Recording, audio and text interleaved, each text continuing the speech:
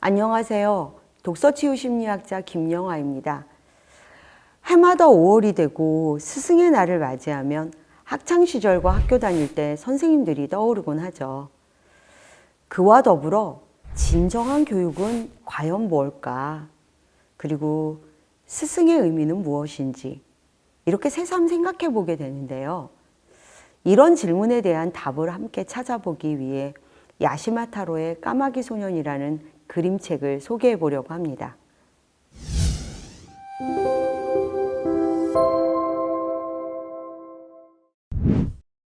까마귀 소년은 산골 마을 초등학교에 다니는 땅꼬마가 주인공으로 나옵니다. 언제나 친구들에게 따돌림을 당하고 놀림을 받는 외톨이인데요. 그랬던 외톨이 땅꼬마.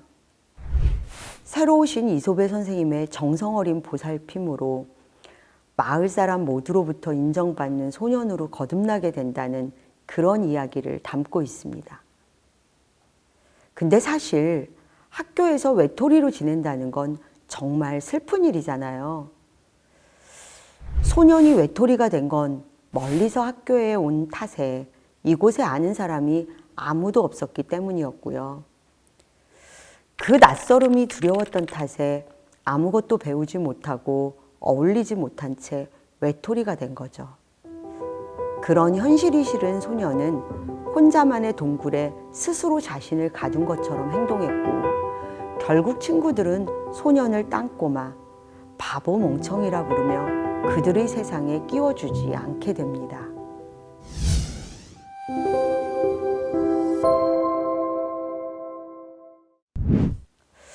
사팔뜨기라는 행동 때문에 따돌림을 받은 건 아닐까? 이런 생각도 들게 되죠. 그럴 수도 있어요. 하지만 소년은 새로운 친구를 사귀는 방법도, 새로운 환경에 자신을 드러내는 방법도 몰랐던 상황에서 보기 싫은 것들을 보지 않기 위해 사팔뜨기 흉내를 내기 시작한 겁니다. 이렇게 함으로써 스스로 아이들로부터 떨어져 외톨이가 되기를 자처한 거죠. 소년 입장에서는 너무 힘든 결정이었을 겁니다. 그런데 아이러니하게 소년은 이 시간을 너무 잘 즐기며 보냅니다. 몇 시간을 천정만 바라본다거나, 책상의 나뭇결을 살펴본다거나, 꽃과 곤충을 들여다보면서 한 해 동안 변화하는 창밖의 풍경, 비 오는 날의 풍경, 밖에서 들리는 소리들과 점점 친구가 되어가죠.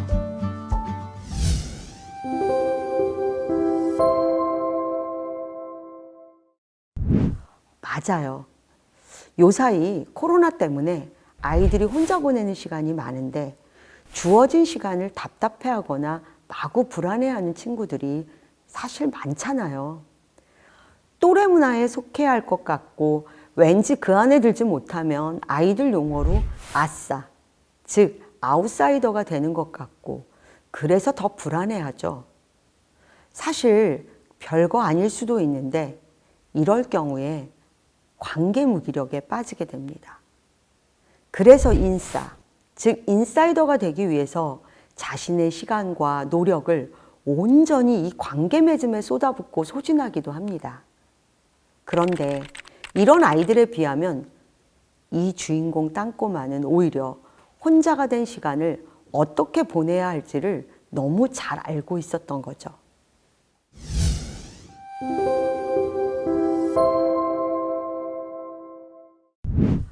꼭 많은 아이들과 몰려다니는 것만이 좋은 건 아니에요. 사회와 가정은 어느 한때를 의미하는 게 아니기 때문인데요. 소년이 5학년까지 혼자의 길을 선택했다면 6학년 때의 모습은 완전히 다른 과정을 겪게 됩니다. 다시 말해 혼자를 벗어난다는 의미죠. 실제로 소녀는 6학년 때 이솝의 선생님을 담임으로 만나면서 중요한 변화를 맞이하게 됩니다.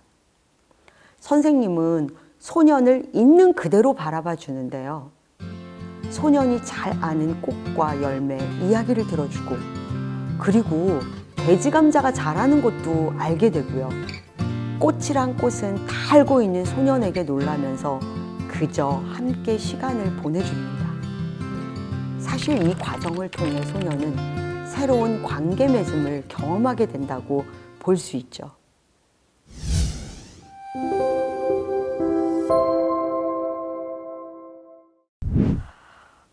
새로운 관계를 맺는다는 건 진짜 중요한 건데요. 비로소 타자와 연결이 된 것이라고 볼 수 있어요.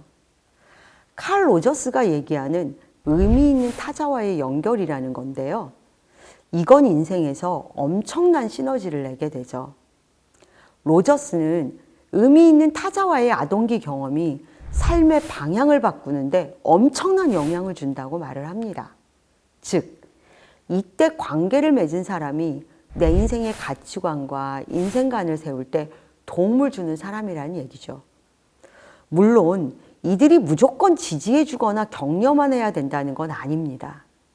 때로는 혹독하리만큼 훈련도 하게 하고 채찍질하는 경우도 포함됩니다.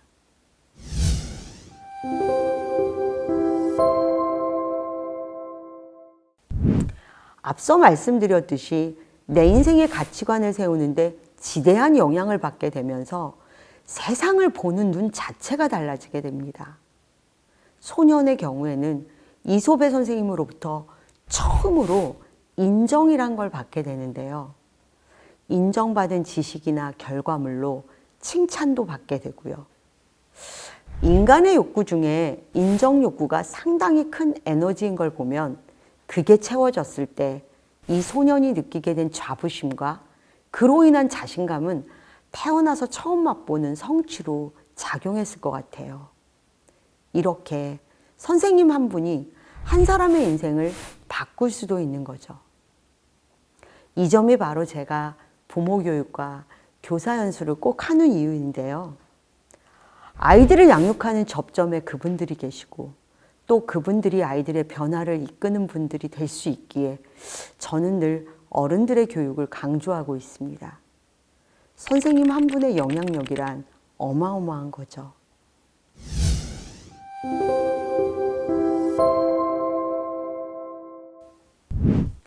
이솝의 선생님의 도움으로 자신감을 회복한 소녀는 졸업식 날 학예회 장소에서 자신을 따돌렸던 사람들 앞에 당당히 서게 됩니다.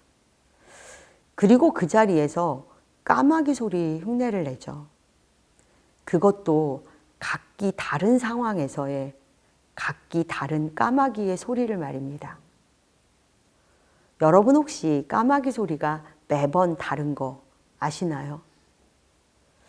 홀로 시간을 보내며 자연과 친구가 됐던 소녀는 알에서 갓 나온 새끼 까마귀 소리, 엄마 까마귀, 아빠 까마귀 소리, 이른 아침에 오는 까마귀 소리 등등 학교길을 오가며 들었던 소리를 마음속에 품고 있다가 모두에게 내어놓습니다. 그 소리를 들으며 아이들도 소년을 따라 산자락으로 걸어가는 심리적 경험을 하게 되죠. 그동안 혼자 듣고 느껴왔던 소리를 이제는 친구들 앞에서 함께 나누는 건데요.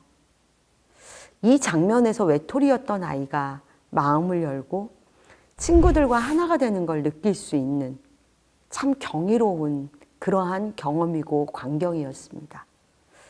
그리고 이 대목쯤에서 우리는 모두 다 눈물이 핑 도는 그러한 또 독자로의 경험을 합니다. 결국 서로의 다름을 있는 그대로 인정해주는 그 공간으로 독자들도 초대되는 거죠. 그리고 그걸 만들어주신 분, 의미 있는 타자이신 선생님에 대한 고마움과 존경이 새록새록 솟아나는 걸 느끼실 수 있을 겁니다.